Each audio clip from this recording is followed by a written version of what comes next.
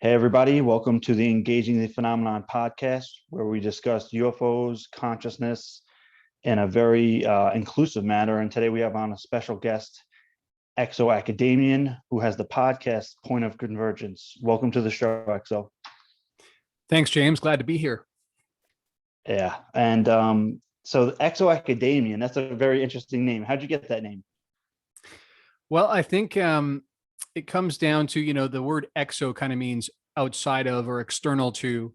And I've always been interested in academics and have studied, different topics at an academic level. But this particular topic, the phenomenon UFOs, tends to be ignored and outside of academia. Doesn't get taken seriously generally. And so hence the name Exo Academian came from that. Oh, that's a pretty cool perspective. I didn't even know that. And yeah, just so everybody knows, Exo Academian has a podcast and a YouTube channel, and I think his podcast is one of the most intriguing podcasts out there. So you definitely got to check that out. And speaking about the podcast, what instigated you to come out and create a podcast? Yeah, I mean, I had sort of like tossed around the idea for probably a good year. I think I initially got some equipment I've been going since like late last year, one episode a week, but I initially considered doing it as early as like 2019, I think. But wasn't quite ready yet, wasn't quite sure what topics I wanted to address. That kind of became clear over time. But I also think it came down to, having 280 characters, whatever it is, you can tweet on Twitter. There's only so much you can say.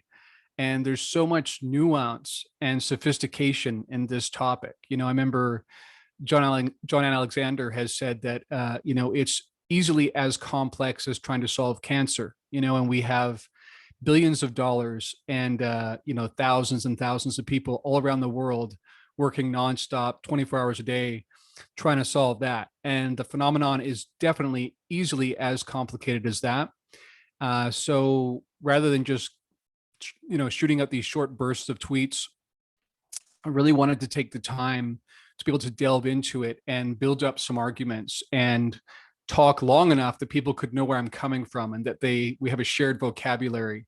And so what I've been trying to do is sort of like each week to week, building on different things I've talked about before. But over time, you're able to establish sort of some baselines with your audience so you can actually talk about it in a more sophisticated way. That's what my aim was. Oh, certainly. And and the Twitter thing, the character limit is like a gift and a curse. It kind of forces you to make a very concise message, but then really when you're like, okay, I really need to break this down, you don't really have the opportunity to do that. Right, exactly. Getting to point of convergence. So what does that mean to you? Or, where did that name point of convergence come from? Yeah, well, different people that you find on UFO Twitter or on Facebook or something may come into this topic for different reasons. A lot of times it's sort of the nuts and bolts UFO crowd. But for me, after having, had my own experiences and having researched this for a long time, it's very clear that there's a variety of topics that sort of all fall under the same blanket kind of thing. I think that, the contact modalities is a phrase that's been used, whether it's near-death experiences, out-of-body experiences, psi things like remote viewing and telekinesis, UFOs, the phenomenon, the psychic aspect of the phenomenon, all of it sort of like falls under one umbrella, I think. And I think we're more likely to find answers if we approach it as one general topic rather than slicing it up into individual topics. And so that was the impetus of the name. Yeah, and the really cool thing about that is each category is infinitely fascinating. And even I think on a natural kind of research angle, it's hard to look at just say like UFOs or the phenomenon and not like stumble into these other areas of research, because you get Right. there's the telekinesis or people being levitated and ESP, telepathic communication, all these kind of things, and it kind of leads you into that direction. And then you have all these remote viewers, even from the U.S. government's programs, that have, many of them, if not all of them, discuss some kind of UFO encounters, whether, connected to the remote viewing or otherwise. And Right. And you get, a lot of the same characters show up time and time again in these different topics, whether it's Hal Puthoff or John Alexander that I mentioned earlier. You find one decade they're investigating remote viewing for the CIA, in Hal Puthoff's case, and then he's working for TTSA investigating metamaterials. Same thing with Jacques Vallée. It all bleeds together. And if you look into this long enough, you would inevitably, like you say, stumble into other topics that are related. yeah, it's incredible. Now getting to what you had just mentioned before, you said, you had some personal experiences. Are there any of those that you're comfortable with sharing? Yeah, I can sort of give the broad view of one particular one that was particularly impacting for a variety of reasons. I would say, first of all, that my wife, I would consider what you would call a conduit. I think that she, is one of these individuals who just seems to have all sorts of paranormal things happening around her without her intending to. And she's a completely honest person, never plays that kind of stuff up. And part of my experience sort of coming in being a bit more left-brained, but then being married to her, end up having these experiences, and she's learned from my perspective and I've learned from hers, and sort of been forced to confront things over time that I at one point wouldn't have been believed were possible, and yet I see it happening to her. And then I've had experiences myself, and it really changes your worldview, and you're forced to, sort of craft a new paradigm to that, able to put it all together. But specifically, one that comes to mind was around 2005. We were traveling across the country. At the time, we were moving from Tennessee to Washington State at the time, and we were staying in a hotel. And it's so strange. There's so many elements of this that are really strange, and it's funny even thinking about sharing it, because some aspects of it seem absurd almost. Some aspects don't even seem to make sense, but you're there, you have these experiences and you're forced to confront it. And then you spend the next, long period of time trying to figure out what really happened. But to make a long story short, sort of early in the morning hours before it was fully light, I woke up and noticed someone or some entity at the end of our bed in the hotel. And at the time, we had our young daughter was sleeping in the bed next to us, and my wife was, like 8 months pregnant at that time with our son. And so what's strange is I sort of just mentally thought this must be our daughter who's gotten up and she can't sleep. I just was kind of like, sort of stumbled, like, what else would it be at the end of our bed kind of thing. Got up, and it became very clear it was not her. It was humanoid, looked kind of female, but definitely wasn't her. It was too tall to be her and other things. And what was interesting was this entity, this humanoid figure, seemed surprised that I noticed it or her, and started backing up away from me. And what's also interesting is my wife woke up and she saw the whole thing too. So this is an interesting piece, because if it weren't for that, I think the entire experience would have been very different. And I kind of doubt that I would even remember it. But what happened was I sort of like pursued this entity towards the wall as it was backing up, trying to figure out what was going on. And it basically vanished through the wall. And, what's bizarre then is you often hear about this. This makes me feel better knowing that this happened, because I've heard this happen many times. People just do really strange things afterwards, almost like their perception or their will is being controlled somehow. Because what I did was I turned around, decided to go, I'm just going to go back to bed. No big deal. Yeah. Entity appears at the end of the bed, disappears to the wall. Time to go back to bed, not think about it. And my wife kind of shook me and said, what are you doing? How can you go to sleep after what we just saw?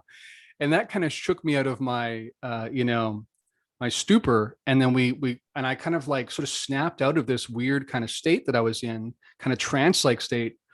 And we sat up and we talked about it. And we were like, what was that? And then we just kind of got, freaked out and figured we need to get out of here. So to make a long story short, we got our daughter up and sort of left the hotel early before we even got a chance to have the breakfast or whatever. And what was even stranger was our daughter ended up having all of these sort of marks all over her body, almost like she'd had some sort of almost like a rash, but it was a kind of like rash that we had not seen before, which was really strange. We checked the bed. There was no bed bugs that we could see, or, didn't look like spider bites or whatever. And what's strange is within about an hour of, being down the road, it completely cleared up and it wasn't there anymore. So I don't know what that was about. Maybe she had an allergic reaction to the sheets. I don't know, but it was strange that it happened at the same time. Another piece that was interesting was my wife and I both saw it, but we saw slightly different impressions of it. Yeah. Like I remember seeing a full body, and my wife mostly saw just an upper torso. Uh, I didn't notice the hair moving, but my wife seemed to perceive it as sort of like moving, like it was blowing in the wind kind of thing. Very strange, like we have some aspects that are very similar, almost identical, and others that are slightly different, which again, you often hear in the phenomenon literature. Anyway, yeah, that was a moment that was life changing for sure. And what's interesting to me is if my wife hadn't been there, I'm pretty sure I would have gone back to sleep and maybe woken up the next day thinking, man, that was a weird dream, and would have never, really carried it with me. I think there's a very good chance that was the case, but because she was there and we talked about it, we decided to get up and get out of there. It stuck with us. Yeah, that's an incredible experience. Was that your first experience of that kind of that nature? Yeah, on that level of, I'm seeing it with my eyes. It's all my senses are picking it up, and I'm with someone else who can confirm that they saw the same thing. Yeah, to that degree, that was the first time that happened like that. Sure. And how did I mean, what was your takeaway from that? Like, what was your how exactly did that change you, I guess, afterwards? Well, I think initially, um, I was always interested in Whitley Strieber's work, and um, it wasn't a gray alien, right? So it's not like I thought immediately this is some sort of alien being. It looked mainly humanoid. Um, and so initially, you sort of think ghost or apparition, or what was this? We even like did some research and tried to find out had someone died that might fit that description in that hotel or something in the past, and we didn't find that. But then as I've gone on to study more literature, you look at like the experiencer study that was done by the Free Foundation, which is now CCRI, and humanoid is the number one kind of entity that's actually encountered, not a gray alien. So when I start thinking about some of the uncanny things that happened, it sounds a lot like an experience of the phenomenon, not just, a ghost kind of thing. So that's kind of what my takeaway was over time, but it took a long time to get there. For a long time, I just didn't know what to do with it. And it occurs to me, I think that that's the case for a lot of people. They have these experiences, and if they haven't read up on the phenomenon, they don't know what to do with it, right? We're not taught about these things growing up. It's not part of mainstream culture. And so I think a lot of people just sort of block it out. It becomes part of their subconscious and they don't even deal with it. But over time, that's kind of how I reckoned with it. Yeah, and that's incredible too. I mean, it's uncanny, as you say, that Ray Hernandez of the Free or the CCRI organization, he describes the same kind of thing where he was woken up and he went down, he saw this light being, and he just went back to bed. That's Exactly. I mean, what are the odds, right? Yeah, I remember when I read that, or I saw an interview with Ray when he talked about that, and I was like, wow, that's another case just like mine. I mean, it's obviously something's going on there, like that's not normal behavior. Because I remember being kind of shocked, obviously, when you realize what's happening and you have so much adrenaline pumping through your body because this is so unusual. So to turn around and go, yeah, I'm pretty tired, I think I'm going to turn in, makes no sense. So, and like I said, when my wife shook me, it kind of like brought me out of some sort of stupor, almost like a trance-like state. It was an interesting experience for sure. Yeah. And speaking of contact, in maybe a larger context. I was on your podcast just a short while ago talking about CE5. So for people who may not know, that's Close Encounters of the Fifth Kind, or more broadly, a human-initiated contact experience. What are your thoughts on CE5 or human-initiated contact experiences? Yeah, I mean, it was great having you on my podcast, and I learned a lot from your background, because I know you've been involved for a long time and been an advocate. Um, I think that my general perspective is that as civilizations mature and consciousness moves to its higher levels, I'm less concerned about threats than some people are. I think that um, you know on my podcast before, I've talked about that you have these sort of parallel um, levels that tend to grow together. So, for instance, when a civilization grows to a certain level technologically, while their consciousness, which is sort of like a different track of intelligence, sort of like a moral intelligence, might not be completely on par with their technological intelligence, they tend to track together. You need to have a certain kind of base level in the society in terms of sustainability, beyond democracy and things like that, to even have sort of the bedrock to give way to heightened technology and that kind of thing, advanced technology. So that said, I don't have an innate fear, or my normal tendency is not to fear extraterrestrials or interdimensionals. If they're using a high degree of technology and a high understanding of consciousness, then my tendency is to trust that. I don't assume that. I would always look at, the fruit of the experience, and I wouldn't want to discount people who have negative experiences. I think there are some outliers.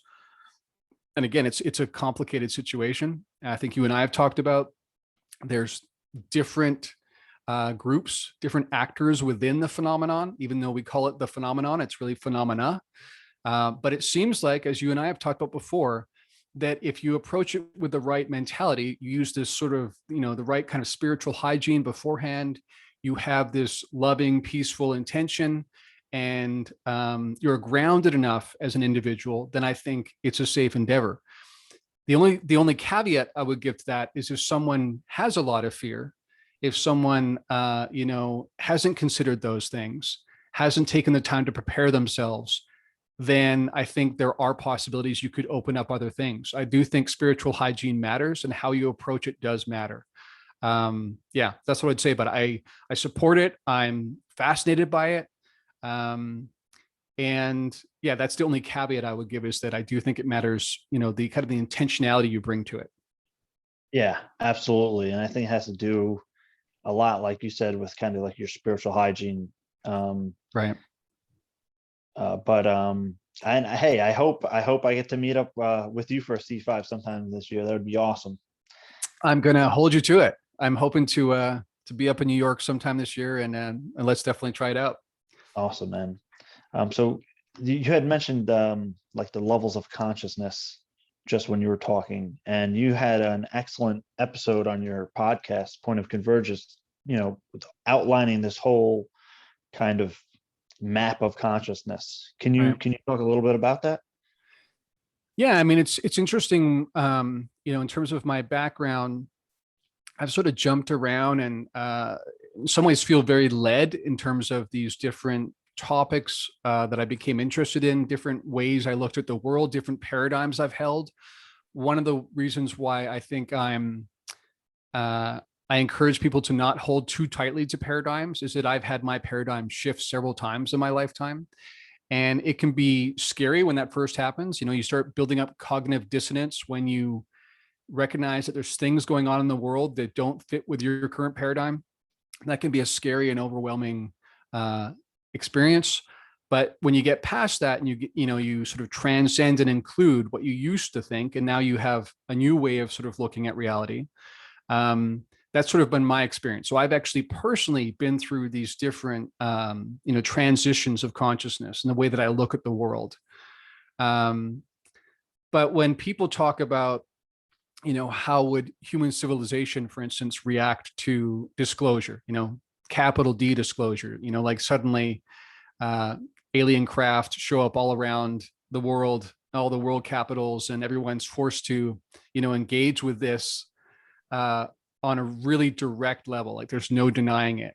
I think the responses would be very different depending on where in the world that happened and what the sort of like center of gravity of consciousness was in that particular area. Because the way that people interpret reality and even interpret the unknown is very different depending on which level they're coming from. So, in that podcast you mentioned, when you get to sort of the turquoise level, which is one of the higher levels of consciousness, you tend to have more of a communal view of reality anyway. And you kind of see yourself as part of you're a citizen of the earth, basically. And even beyond that, you're sort of like a universal citizen. And you assume that you would want to have brotherhood and sisterhood with other species.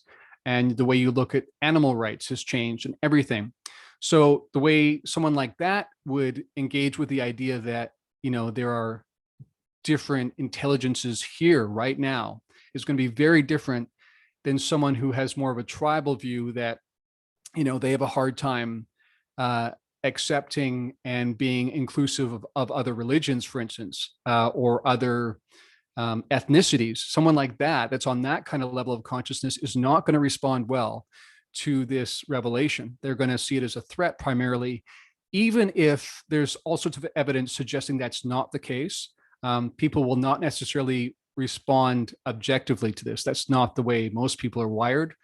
We have these kind of like, like I say, this consciousness level that's going to primarily dictate how people respond to this. And so the reason why I did that podcast episode was just to demonstrate that that's a complex question. It's not just one civilization, us, reacting to this revelation. It's many different consciousness levels, and in some ways, many different civilizations on the earth simultaneously dealing with this very differently. Yeah.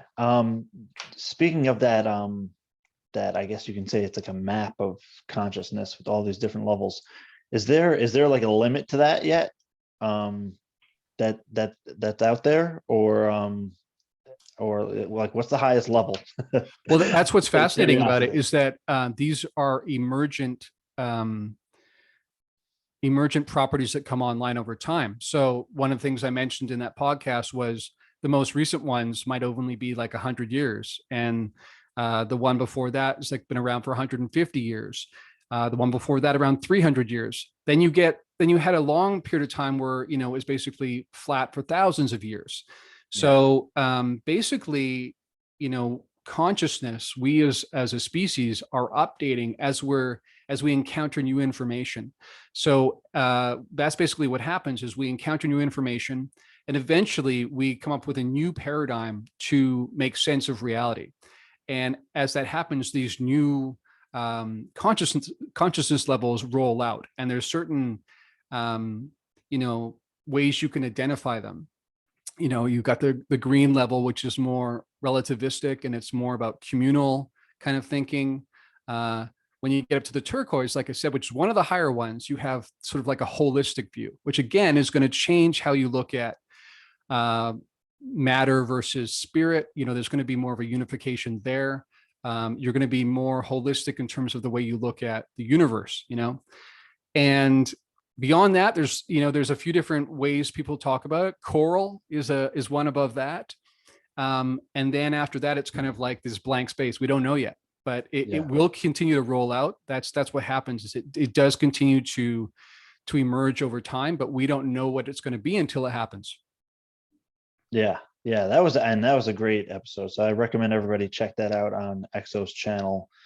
But speaking about all these different levels, you and I have talked before about like interpretations people have of, just say, a word like angel, right?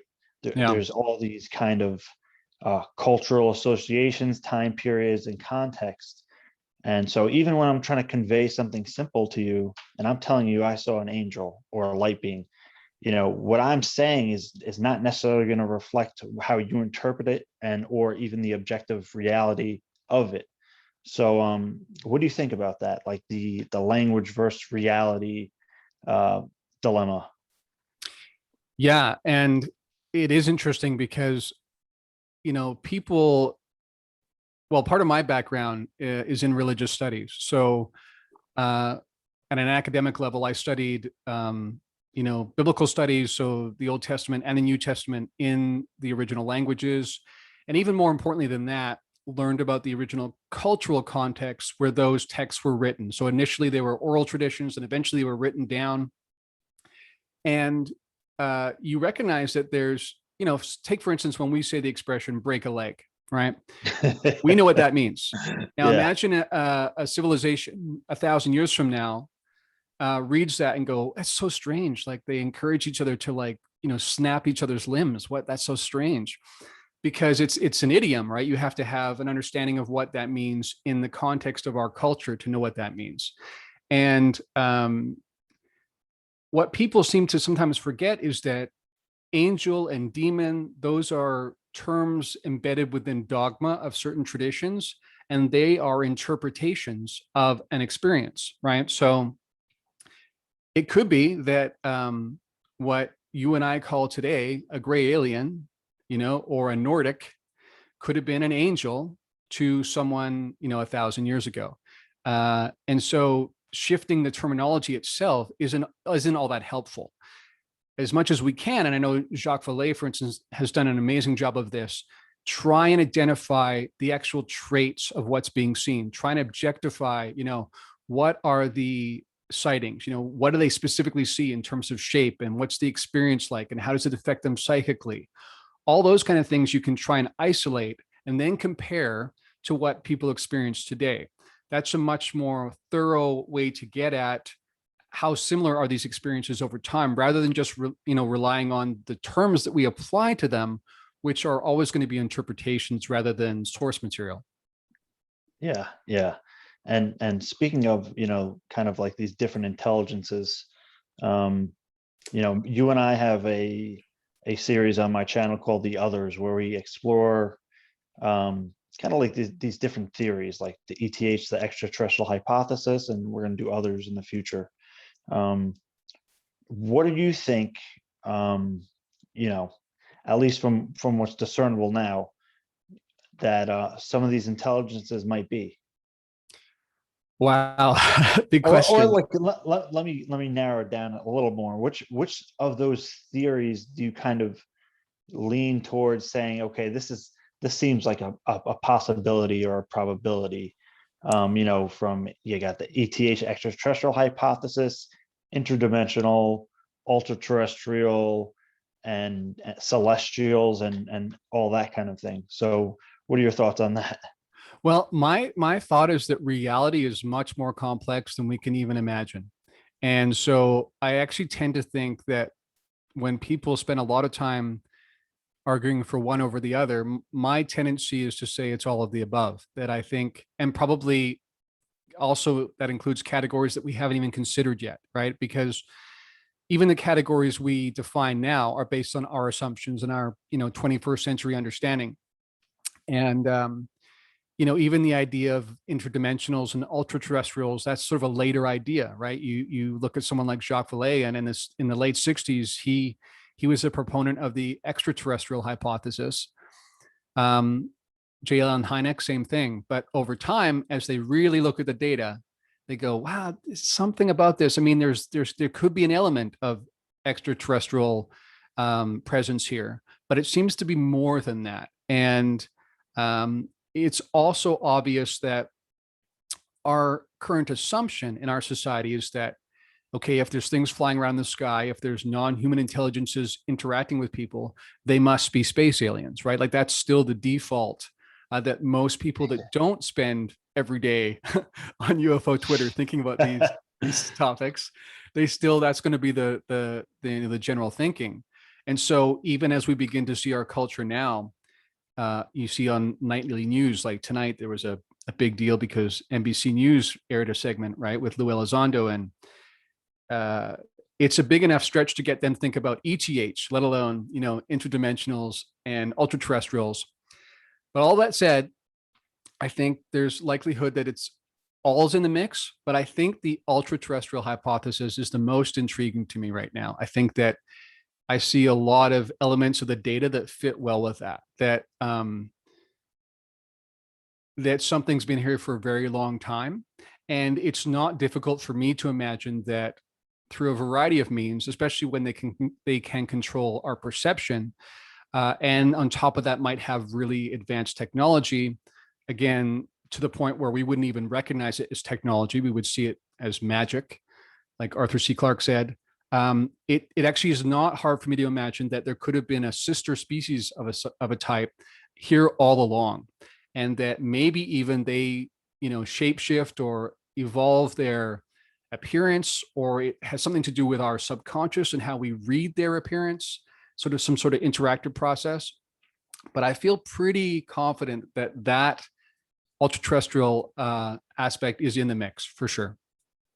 Yeah, and you pointed out something very interesting there about us even having language or a concept to kind of try to define something that's beyond our understanding in a sense, or something that we know very little about. We assume that we could label and define some of these things, and like we figured it out. But I would think at the end of the day, with all that's going on, and like you said, for thousands of years, from the beginning of like human history, there's been recorded interactions with different intelligences, or what would seem to be non-human intelligences.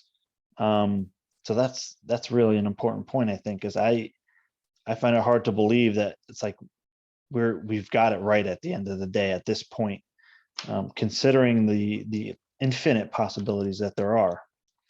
Right. And when you think about, you even think about the fact that every moment, every second, there's a barrage of data coming at us.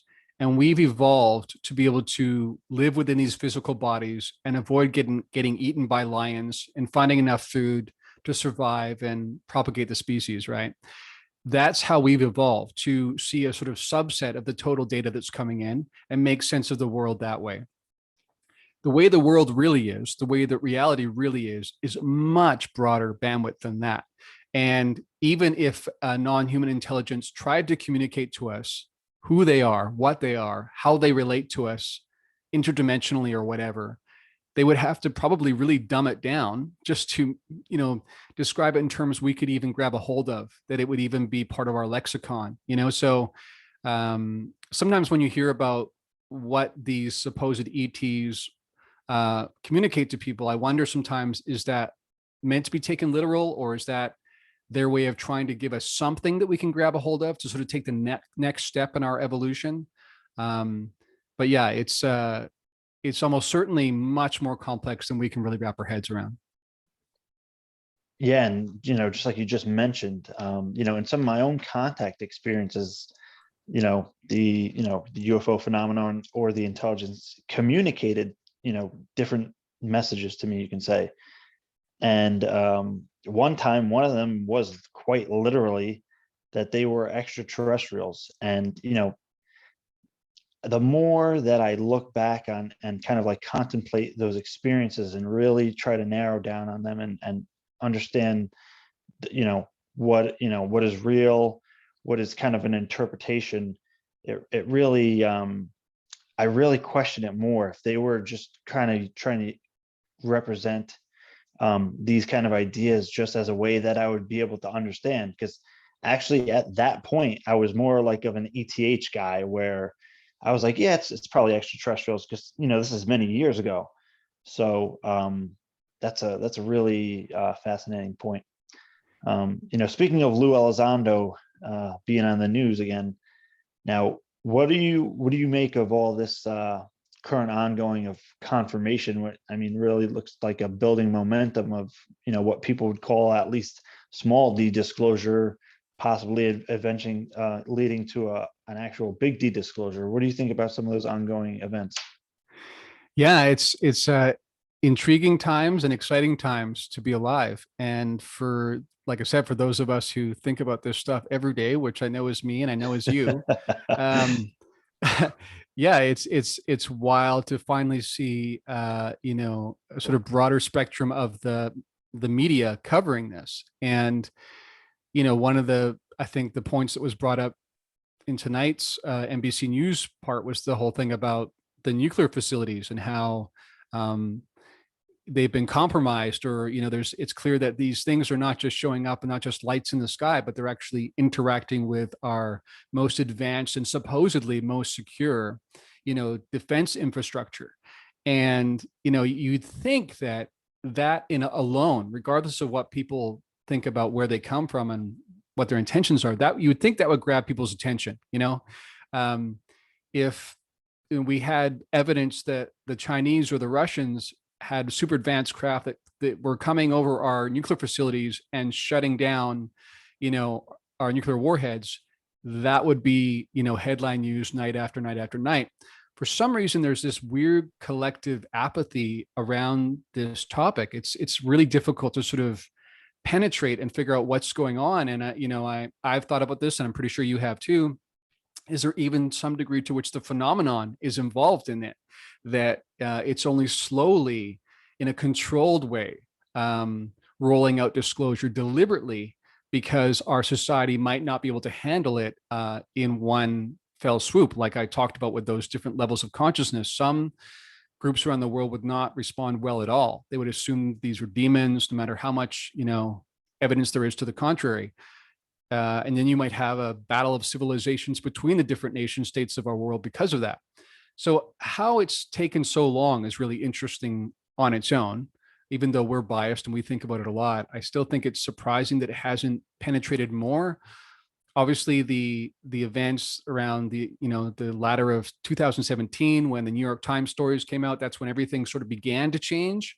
And I think you can definitely see an incremental growth over time, that to the degree to which mainstream media and to some extent academia, though not nearly as much, are engaging with these topics. But when you see things like what happened tonight, when NBC News, like that's sort of like prime time news that the majority of people are going to tune in for, you're going to have people who have never really considered these topics forced to at least think about it. So it's exciting, and it feels a little bit like the snowball is starting to roll down the hill, and it's gaining momentum, and it's getting to the point where it's hard to imagine it stopping, or it going backwards. It feels like this is pushing towards something more like capital D disclosure. We'll see, but definitely exciting times. Yeah, and I've wondered too if this whole process has been by design, that Right. the way everything's unfolding, somehow through the phenomenon, calculating how we would respond and kind of maybe we would ease into it. That's definitely worth contemplating. Yeah, I mean, I even wonder if again, I think they understand our consciousness more than we understand our own consciousness.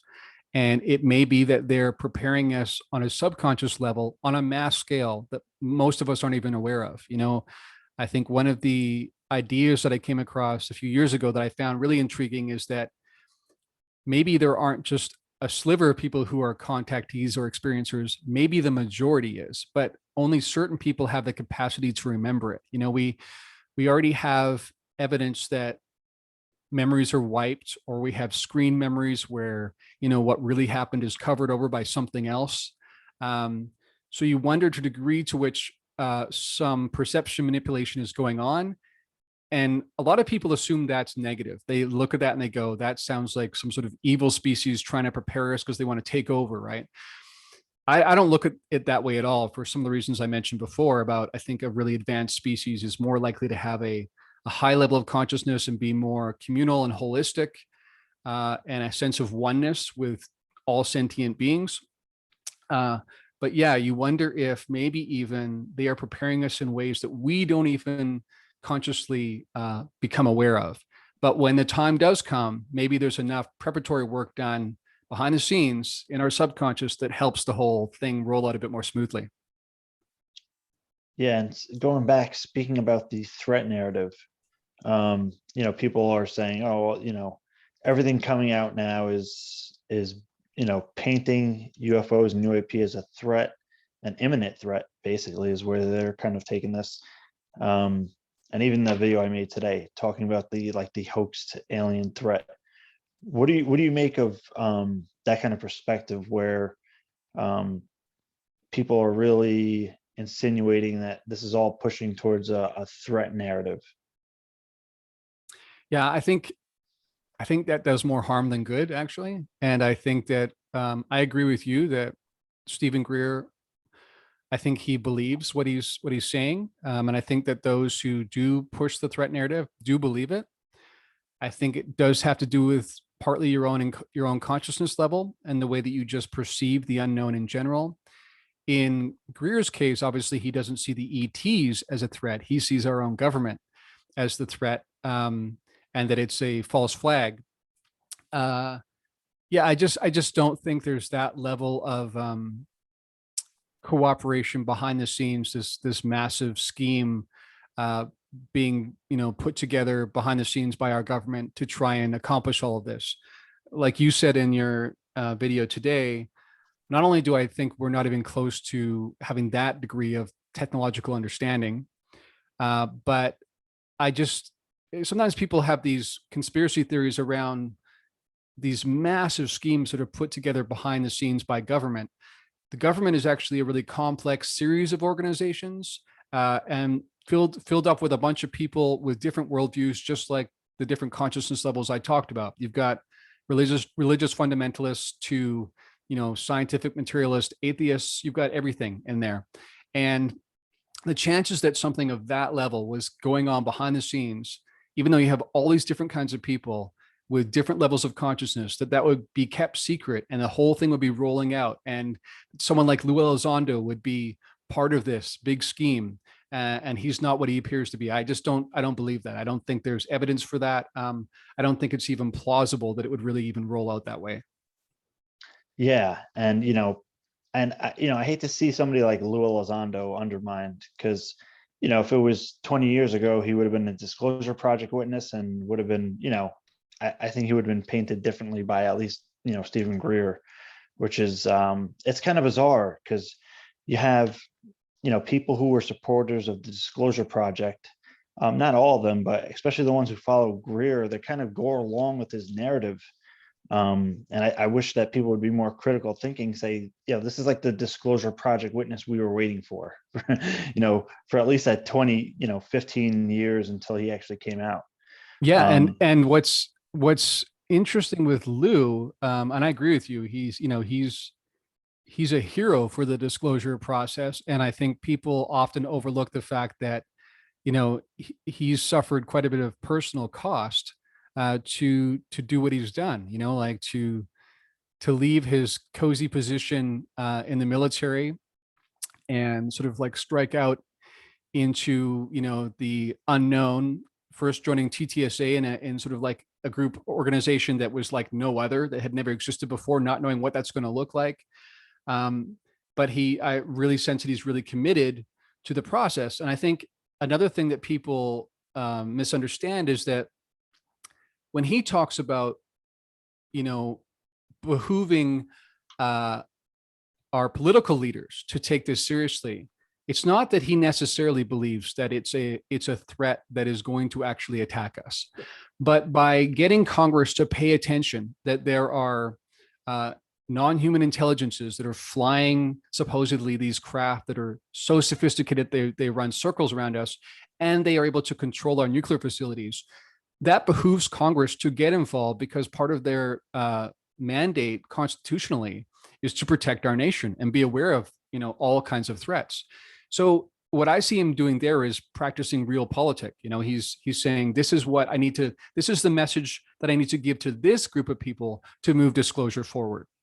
Now, whether or not that's really the way he sees it is a different question. I think he's nuanced enough to know that you spin it slightly differently depending on who you're talking to, because at the end of the day, you want to move the ball forward. Yeah, and it's been highly effective. I mean, look where we are now. And Exactly. another thing I kind of think about is, like, you have this threat narrative, and I mean that we're going to have to come to that point at some time, no matter what, whether it's before disclosure or after disclosure. The first questions are going to be, is this a threat, or are we safe, and so on. So the way I look at it is that this is part of a natural process. people are that's gonna be one of the first questions, and you don't want to just jump over that. People have to digest that and kind of like think about that for a second. No matter what you tell them, even if you told them tomorrow, ETs are here and they're all great, there's going to be a group of people who would not believe that anyway. So I see this as the threat kind of aspect as a necessary growing pain and kind of part of a natural evolution, coming from people who didn't even understand or think that any of this existed to begin with, Yeah, no, excellent point. I mean, we've had years to think about this and pour over the literature and try and look at, evidence of how many times has there been, an alien initiated hostile act versus just sort of observation, right? And we're aware of all that data, right? And we're sort of like internalizing all of that before we make our conclusions. But you're totally right that the majority of the population has not even got to step A, in that process, and they will have to step back and try and make sense of it all. And like you said earlier, the challenge sometimes is that critical thinking is sometimes lacking, and often what will happen is people's first default reaction is going to hold sway. And so you think about Hollywood and all the movies that have been put out, where Independence Day or whatever, where it's almost always painted as this threat. And so that's running around in people's subconscious, right? And sometimes there's even been studies shown that people sometimes confuse reality with what they've actually seen in movies, and they don't necessarily have the ability to distinguish between the two. So we're going to have to get past that, the fact that we actually have these memories, even if they're memories from movies, running around in our heads saying this is a threat. Yeah, that was actually that was a great point in American Cosmic, where Dr. Diana Pasulka went over that whole. I think she covered that study, and it was called like Specialist Factual, and they have entire media teams that are meant to kind of blend fiction and reality in a way where it's hard to tell the difference between the two, and you get something like a movie like Close Encounters of the Fourth Kind, where it was almost like a Blair Witch, and people thought like the whole thing was recorded and it was an actual event, and it really wasn't. Not like that, at least. So that's a really and on top point. of that, you've got here in the US anyway, we have a very polarized society where we don't even agree about where you go to find the truth. And you've got vast conspiracy theories that like really take hold in the population to the degrees that kind of shock me sometimes. So it's not like people go, okay, give me the 1-800 number I can call to find out the information about the phenomenon, and it's not like everyone's going to call that one number, or tune into the same newscast. They're not going to. They're going to tune into their own sort of data set, their own news source that they're used to going to, that's going to spin it differently. So you're going to have very different reactions to this just because of that. Yeah, and I'm really hoping that's like a growing pain of the internet, where people are just like learning their way around that, because it's incredible how there's these tunnel realities and everybody's kind of in their own reality. I mean, it's an incredible thing to witness. It's both interesting and scary at the same time. Right. But just about your podcast now, what are you on, episode 18 now? You just 18 aired this last weekend. Yeah. So I do it once a week. So next week will be 19. Yep. Yeah, that I can't believe it's been 18 weeks. I can't believe it. Because I've been listening to episode 1. What do you have planned for some of your future podcasts, if you are willing to share that, or have them thought out yet? Well, first of all, I just want to say, you were a big part of giving me a kick in the butt to get going on the podcast to begin with. I remember when I was tossing around the idea and we chatted, and you definitely encouraged me and said, I think you've got some interesting takes, you should go for it. So thanks for that. That helped me get going with it. And once I started doing the weekly podcast, it's funny because one question that occurs is, what if I run out of ideas, right? And you sort of go, what if you get to week 24 and then suddenly let you dry up, right? But I actually haven't found that. I found that, this is such a complex phenomenon, And I try and break it down to, consumable pieces. I try and make my podcast under 30 minutes. And so it gives you time to sort of zoom in on one element. But there's always more detail you can go into, and you can zoom in and zoom out, different levels of magnification. You can sort of go big picture and say, how is, psi work and the phenomenon connected? How is Skinwalker Ranch and entities that seem to be, coming through these sort of porous aspects of reality related to UFOs? How is it that I'm kind of giving it away here? This is going to be the next podcast, episode 19. I'm going to talk about these different places in the world. Skinwalker Ranch being just one of many. Hudson Valley, where you're from, is another one, where there's an unusual number of sightings of UFOs. And on top of that, there's an unusual number of interactions with apparently non-human intelligence. And sometimes that involves creatures like skinwalkers or something else that doesn't, stereotypically fit with our idea of an alien to begin with. So what does this mean in terms of these areas of the world where this tends to happen? And what does this say about reality? That's what I often try and bring this back to, is what is this telling us ultimately about what's real? So that's what's coming up next. Awesome. Yeah. And for me, I've said this before. I look at contact as like just one step in like a journey of awakening. And awakening is a term for your awareness expanding, in a sense, where you're more open to the possibilities of what reality is versus what you thought it was. And for me, the contact experiences and meditation, all this kind of thing has been a huge factor in something of an awakening. So I think that's really the core of all this. When you get down to consciousness, you can't help but wonder about most of the people kind of engaging in this are truth seekers. So there you have it. But do you have any kind of parting words or final thoughts you'd like to share with everybody?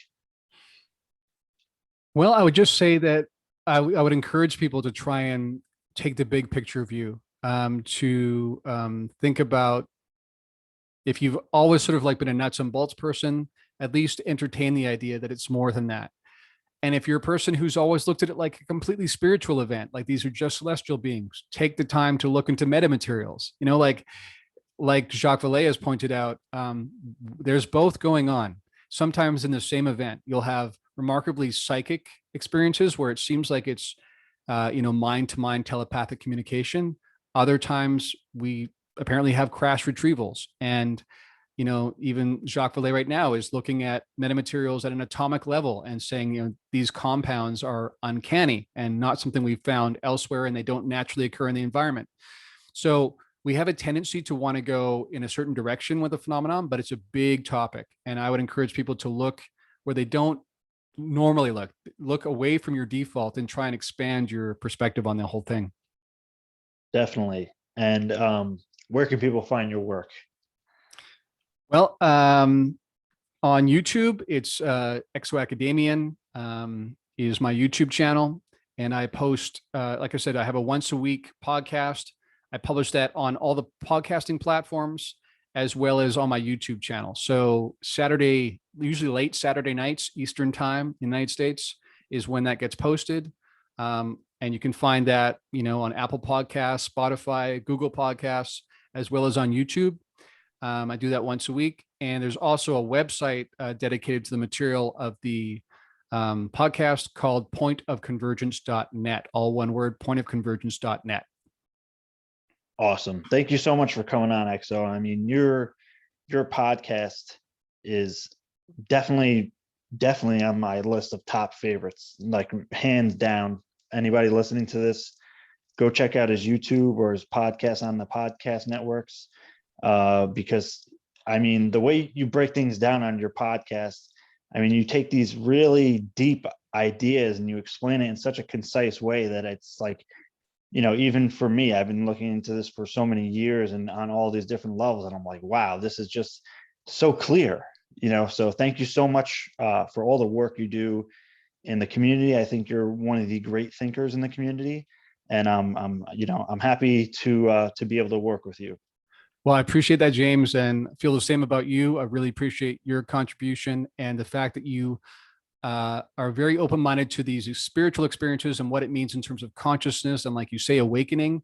But you definitely exercise critical thinking, and you don't get ahead of yourself, which again is a rare thing. It's really hard to sort of hold that line, to be open to these things that are so phenomenal, but at the same time be grounded about the whole thing. So I appreciate that about you too.